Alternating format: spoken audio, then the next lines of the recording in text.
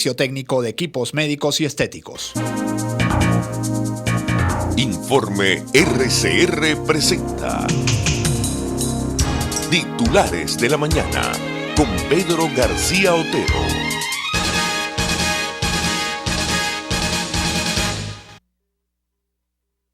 Los fondos de Estados Unidos a la OMS. Según Trump, la OMS impidió que hubiera transparencia sobre el brote reportado por primera vez en China en diciembre. El presidente de Estados Unidos, Donald Trump, anunció el martes la suspensión del financiamiento de su país a la Organización Mundial de la Salud, acusándola de encubrir la gravedad del brote de COVID-19 en China antes de que se extendiera por todo el mundo.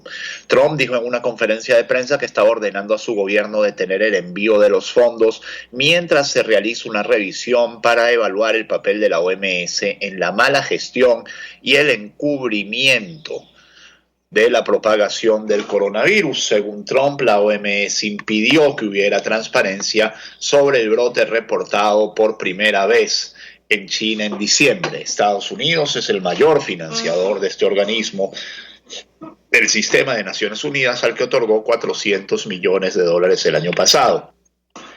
Con el estallido de la pandemia de la COVID-19 tenemos profundas inquietudes sobre si la generosidad de Estados Unidos ha sido utilizada de la mejor manera posible, dijo el mandatario desde los jardines de la Casa Blanca. Este golpe de Trump a la OMS refleja su creencia de que la organización está sesgada hacia China y se coludió para evitar que el principal rival económico de Estados Unidos tuviera que ser abierto sobre la crisis sanitaria que se estaba desarrollando en su territorio. Según Trump, esto le costó a otros países un tiempo crucial para preparar y retrasar las decisiones de detener los viajes internacionales que hubieran evitado contagios. El ataque de la OMS a las restricciones de viaje puso la corrección política por encima de las medidas que salvan vidas, dijo. Si la OMS hubiera hecho su trabajo para que expertos médicos ingresaran a China para evaluar objetivamente la situación en el terreno y denunciar la falta de transparencia de China, el brote podría haberse contenido en su origen con muy pocas muertes, añadió Donald Trump. Gente trabajadora de Venezuela, gente madrugadora de Venezuela, así amanece el mundo este 15 de abril de 2020, en medio de una guerra por quién es el culpable del brote del coronavirus. Como dice un amigo mío, al que le tengo mucho cariño, que ustedes conocen, que se llama Miguel Ángel Rodríguez, uno tiene razón hasta que la pierde. Y uno tendría que decir en este caso que está muy bien. Estados Unidos y Donald Trump pueden tener todas las reservas que quieran sobre el papel de la OMS, reservas de las que vamos a estar hablando en los próximos minutos, pero no es el momento de suspender la ayuda a la OMS porque queda un montón de gente colgando de la brocha. Bajo la lupa, bajo el escrutinio, la labor del señor Tedros Ghebreyesus, el director de la Organización Mundial de la Salud, pero bajo la lupa, bajo el microscopio también, la gestión de Donald Trump, que al comienzo de esta crisis, de la que ahora acusa China, al comienzo de esta crisis de la que ahora acusa China, decía Donald Trump que esto no era más que una gripe y que Estados Unidos no se iba a parar y que lo iban a enfrentar y que murieran los que, casi que dijo que mueran los que tienen que morir y que vivan los que tienen que vivir, pero Estados Unidos no se puede parar. Lo dijo también Boris Johnson, quien luego se las vio bien feas en la terapia intensiva de un hospital londinense. Afortunadamente le tocó un hospital londinense y no un hospital caraqueño. En estos momentos tan críticos del mundo, como decía Harari, pareciera que estuviéramos gobernados por niños. El infantilismo está haciendo mella en la situación mundial, el infantilismo de los líderes sobre todo. No he visto gestiones muy malas, la gestión de Pedro Sánchez, por ejemplo, ha sido nefasta en esta crisis en España.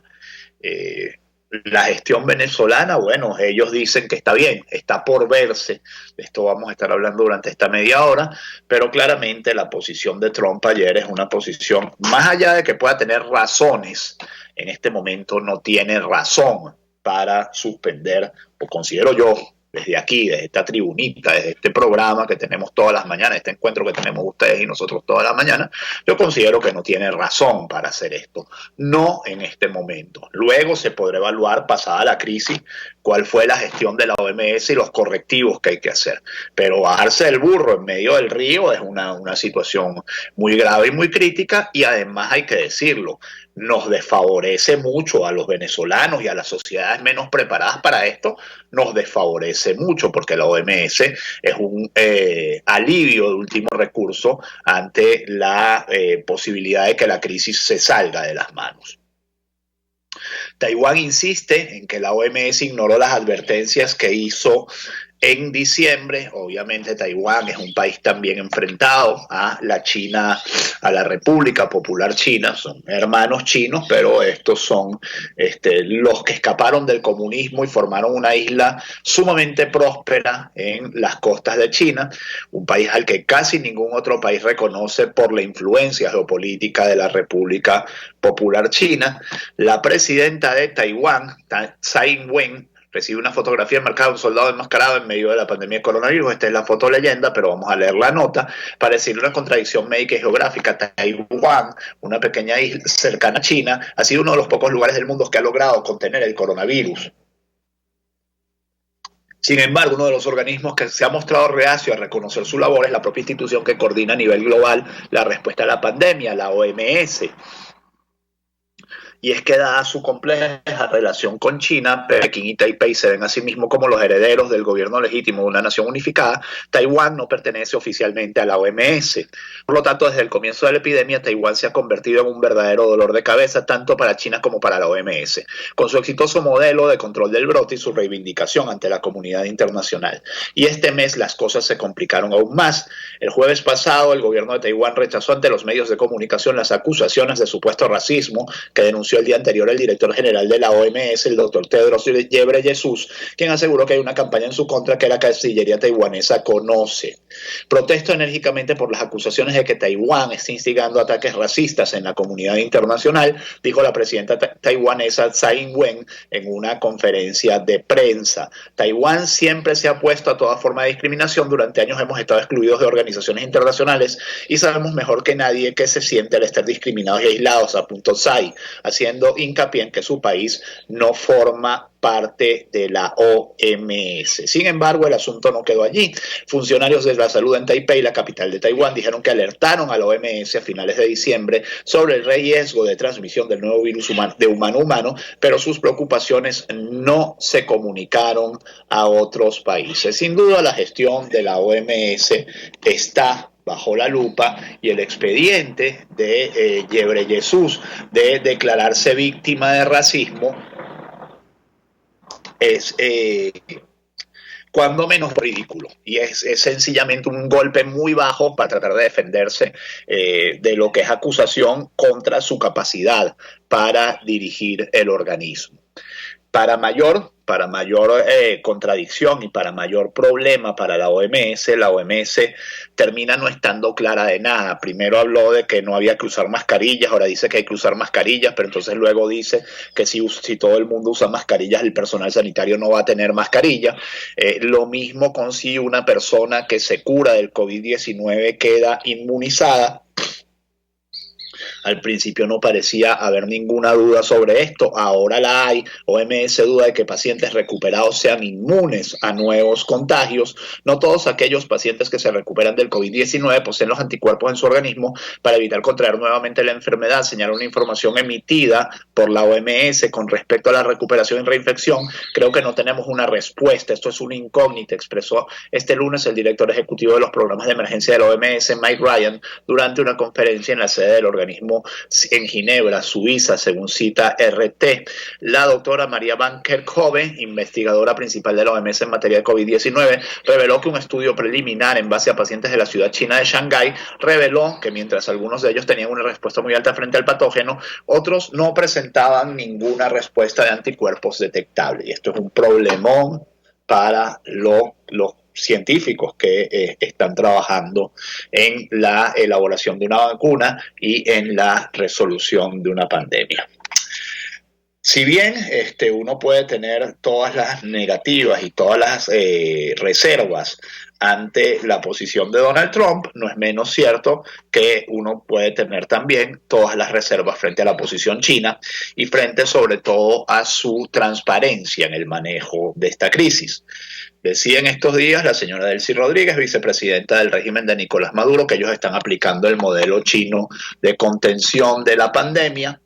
Y bueno, dentro de ese modelo chino, las cifras siguen siguen saliendo, por supuesto, y nosotros aquí en este programa en Titulares de la Mañana nos acogemos a las cifras oficiales porque sencillamente no hay otras.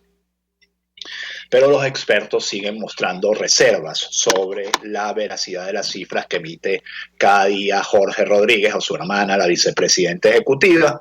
Ayer llegamos, según Jorge Rodríguez, a 193 casos. Dijo Jorge Rodríguez que somos el país que tiene más recuperados, con mayor tasa de personas, 111 pacientes, que son 57% del total de casos positivos, por lo que Venezuela se convierte en el país en América Latina con mayor tasa de personas en remisión del virus. Los recuperados son personas que en la actualidad no presentan ningún síntoma y sus resultados en las pruebas diagnósticas es negativo. Además dijo que somos el país que más pruebas ha realizado. 18.248.394 personas han respondido la encuesta, caracha. Eso significa que en Venezuela hay 18.248.394 personas que tienen internet todo el tiempo, arrojando 152.000 hogares por visitar y 147.950 visitados. Bueno, el mismo régimen que no tiene la respuesta a cuánto es el precio de la harina pan o a cuánto es el precio del dólar, no tiene todas estas cifras, como yo decía ayer, tan precisas. Pero les digo, yo no voy a dudar de esas cifras porque además de que eso es peligroso en estos momentos, además de eso, la verdad es que uno no está viendo un drama en las calles. Y cuando si esto llegara al punto en que la realidad no se puede ocultar, creo que va a ser muy visible para todos, incluso con nosotros estando metidos en nuestras casas, esto va a ser muy visible para todos. Pero Transparencia Venezuela, por ejemplo, dice que cifras de la ONU sobre la COVID-19 en Venezuela no coinciden con las ofrecidas por la gestión de Maduro. Las dudas que hay en relación con la solidez de las cifras que la gestión de Maduro ha dado sobre el impacto de la pandemia del COVID-19 en Venezuela se ponen de relieve con la información ofrecida sobre esta materia por la ONU, revela la ONG Transparencia Venezuela. Destaca TV que para el momento en que se redactó esta información, desde el Palacio de Miraflores se había anunciado que 166 personas se habían contagiado y que 7 habían fallecido. Son cifras que llaman la atención si se comparan con los 1.780 infectados y 50 fallecidos reportados por el gobierno de Colombia, con los 14.049 contagiados y 688 decesos registrados en Brasil. Incluso Cuba ha reportado 396 infectados y 11 muertos a la misma fecha. ¿A qué se debe la diferencia?, pregunta la nota del Carabobeño. Obviando explicaciones como que Brasil y Colombia tienen mayor conectividad aérea interna y externa que Venezuela. Esto es muy cierto, las ventajas de haber estado previamente aislados, como yo siempre digo. A Venezuela llegaban una cosa así como 17 vuelos diarios del exterior. Estos son los vuelos que llegan al aeropuerto de Madrid-Barajas en 5 minutos, una cosa así, o en 10 minutos. Lo que habría facilitado que el coronavirus se propagara con mayor rapidez y facilidad por estos países, la ONU ha expuesto el bajo número de pruebas realizadas por las autoridades chavistas para detectar la enfermedad. Hasta el 31 de marzo se han realizado 1.779 pruebas con una tasa de 8% de casos positivos, reveló la Oficina de Coordinación de Asuntos Humanitarios de las Naciones Unidas en un reporte publicado el 2 de abril en el cual se asegura que son datos suministrados por las autoridades venezolanas. La ONU y sus distintas agencias solo emplean cifras oficiales para sus reportes e informaciones, y esto es parte de los problemas de la ONU. Entonces salta a la vista lo poco fiable de la información que se ha ofrecido públicamente a todos los venezolanos, y la discrepancia se hace más evidente justo porque el ministro de Comunicación e Información, Jorge Rodríguez, uno de los voceros en plena pandemia, informó por esos mismos días que en Venezuela se estaban realizando 3.000 pruebas rápidas diarias. Yo tengo la información de unos médicos cubanos que se están yendo de casa en casa, le preguntan a la gente que hay alguien que se sienta mal, si alguien se siente mal van y lo chequean, etcétera. Es una manera de abordar el problema y me parece una manera responsable incluso de abordar el problema.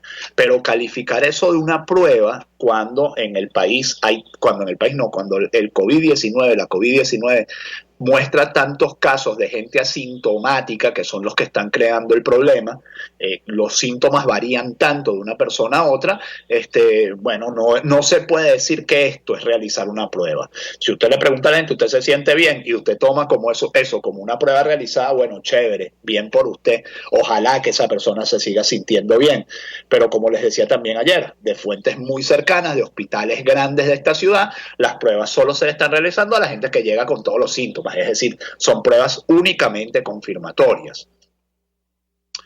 Dice Brasil, otra información del Carabobeño, dice Brasil, México y Venezuela, los países peor calificados frente al COVID-19. Frente al manejo que cada gobierno le ha dado a la pandemia, Uruguay y Argentina son los que mejor lo están haciendo, con una aprobación de 62%, seguidos por Perú, Colombia y Chile.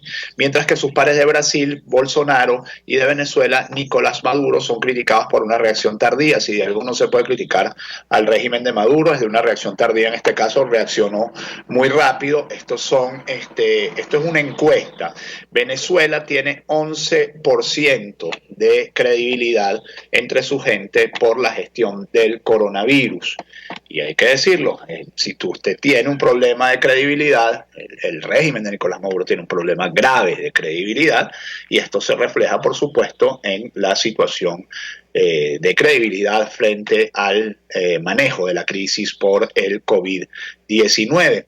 En todos lados, son las 6:46 minutos, ya se va a terminar el programa y no he leído ni la mitad de lo que les quiero leer, ni les he dicho quién soy, pero bueno, ya eso ustedes lo saben. Esto es Titulares de la Mañana, RCR 750M. Volveremos a hacer 750M cuando haya libertad en Venezuela. Jaime Nestares en la dirección, Marilia García en la producción, Jackson Vargas en la coordinación, César Arteaga en los controles, quienes habla Pedro García Otero. Hacemos este programa. Hay grandes dudas sobre la transparencia de las cifras en todas partes del mundo. Y así, según un informe, Brasil tiene 12 veces más casos de los que el gobierno informa. Investigadores advierten que se están realizando muy pocas pruebas y pasa mucho tiempo para confirmar los resultados. ¿Y quién nos dice que en Venezuela no es exactamente lo mismo, agravado por la falta de recursos y por la falta de transparencia?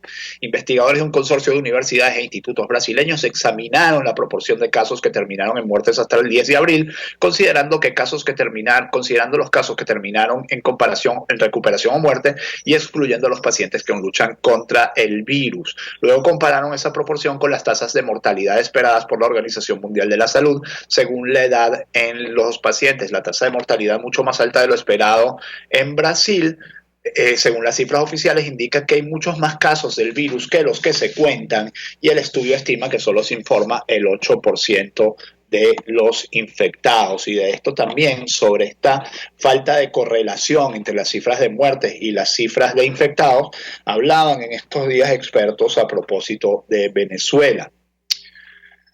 Mientras tanto, ¿hasta cuándo se va a poder sostener la situación de aislamiento en un país como este, que tiene una crisis económica tan severa? Es una pregunta que uno puede hacerse y es una pregunta que empieza a responder la prensa, con titulares como este.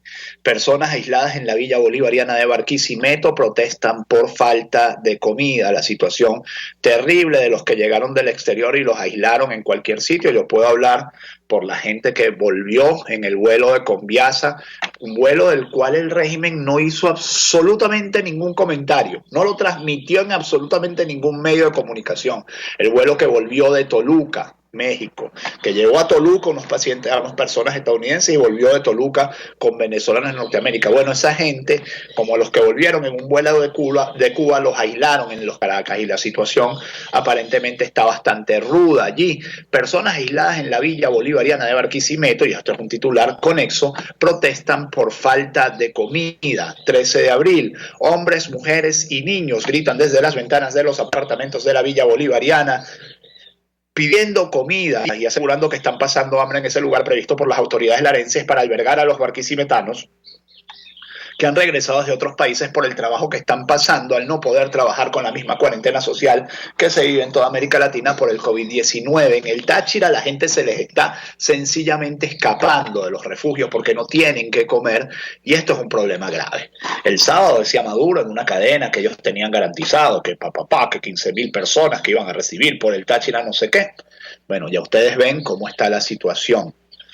No tengo yo que calificarlo, ustedes la estarán calificando mentalmente mientras escuchan este programa. Caos en las calles de Venezuela por la falta de combustible en plena cuarentena, es un titular de Infobae que refleja la protesta de ayer de motorizados en Carabobo, que daba verdadero miedo. Aquí no hay distanciamiento social ni hay nada. Si esto se agrava, vamos a entrar en un fuerte caos, pronosticó Neila López, una médica que se trasnochó con más de 100 automovilistas ante una de las pocas estaciones de servicio que están funcionando en Caracas. Mientras tanto, el gobierno optimistamente dice que se ha reactivado en el Palito la producción de gasolina. 13 meses parado tenía el Palito.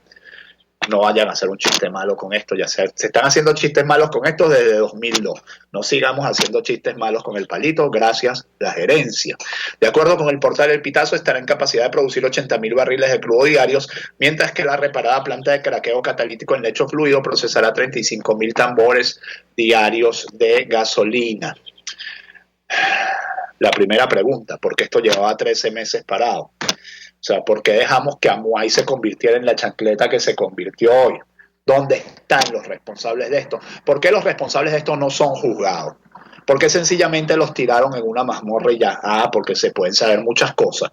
Si hay un juicio abierto, se saben muchas cosas. Y entonces eso no se puede permitir. La razón de Estado priva allí. Diputado Mendoza, mientras tanto, desmiente al régimen sobre reactivación de complejo de refinería El Palito. Hay fallas de mantenimiento en el complejo, problemas con el suministro de agua y aditivos. Ahora esta refinería solo aportaría 35.000 barriles diarios, mientras la demanda del parque automotor es de 150.000 barriles para que haya normalidad en el país. Explicó a través de su cuenta en Twitter. Esto es el diputado José Antonio Mendoza. En Charallave, mientras tanto, retuvieron 2 encabas que se disponían a salir a Caracas. Ya les digo, va a ser muy difícil en los próximos días sostener la cuarentena porque la gente sencillamente necesita comer, necesita salir, necesita producir. No sé producir qué, en qué momento, porque no hay mucho para producir tampoco. Por incumplir las medidas preventivas sobre COVID-19 y quebrantar el decreto municipal, 12 unidades de transporte suburbano fueron retenidas en el terminal de pasajeros de Charallave, Estado Miranda. La prensa de Lara nos dice, por último número de placas, surten gasolina en Caracas y bueno, solo falta que nos pongan captahuella. Por este camino de los controles, por cierto, ya se fueron con la comida y terminaron liberando los controles. Hay mucha gente que piensa que por este camino de los controles van a terminar liberando el precio de la gasolina y dejando importarla. Lo cree gente como José Toro Hardy, tan calificada como José Toro Hardy. Hablan de los llamados bodegones de gasolina que van a empezar a operar en Caracas. En todo caso, si usted vive en la capital, le recomiendo se informe qué día, en qué bomba, por qué número de placa le toca. Y bueno, si tiene necesidad de combustible, ponga combustible. Si no tiene necesidad, no lo ponga, no esté fastidiando a los que sí tienen necesidad. No es que tiene 3/4 de tanque y va a poner la gasolina llena, pero sí, esté pendiente y ponga su gasolina. Estados Unidos, y ya me estoy yendo, 653 aseguró que Nicolás Maduro quiere una negociación secreta sobre el futuro de Venezuela con la Casa Blanca. Así lo informó Michael Cossack. Apoyamos a Juan Guaidó como presidente interino. Ha dicho Cossack que Maduro ha buscado un acercamiento con Estados Unidos y Estados Unidos dice que no negocia, que vaya y que negocie con Juan Guaidó, que salga del poder bueno, luego se negocia la transición. Mike Pompeo también habló, dice, es el momento de la liberación inmediata de todos los presos políticos venezolanos. Lo advirtió en un tuit, en su cuenta de Twitter. En otro tuit, el hombre de confianza de Donald Trump y la diplomacia estadounidense agregó: el régimen de Maduro continúa deteniendo injustamente 334 presos políticos y otros en Venezuela. Según la BBC, el Comando Sur de Estados Unidos enviará más barcos, aviones y tropas a América Latina. Tenemos que estar presentes en el campo para competir y tenemos que competir para ganar, advirtió el almirante Craig Fowler, jefe del Comando Sur. Ayer también en un tuit Donald Trump decía que la amenaza será neutralizada.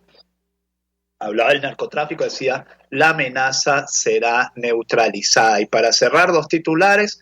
El primero de ellos es sobre un niñito, y hay que decirlo así, bobito, llamado un tal Soy David Show, venezolano emigrado en México, quien dice dice ser comediante. Si es comediante es uno muy malo. Bueno, salió con COVID-19 en Ciudad de México a hacer mercado.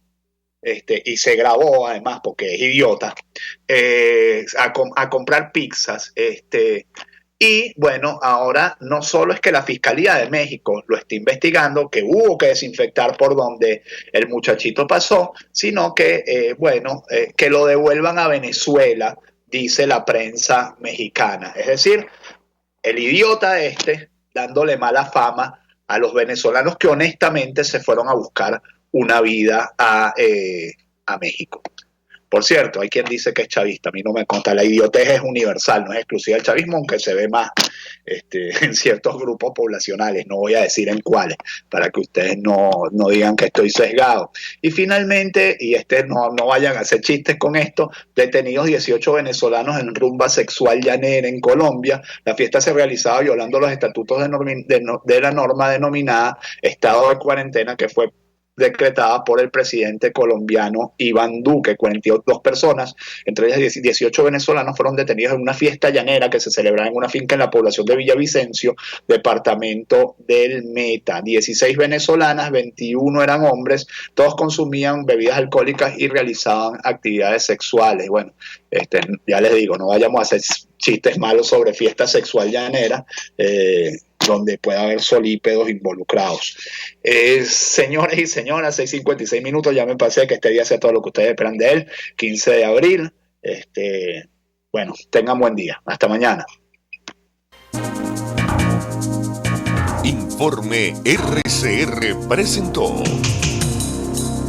Titulares de la Mañana con Pedro García Otero.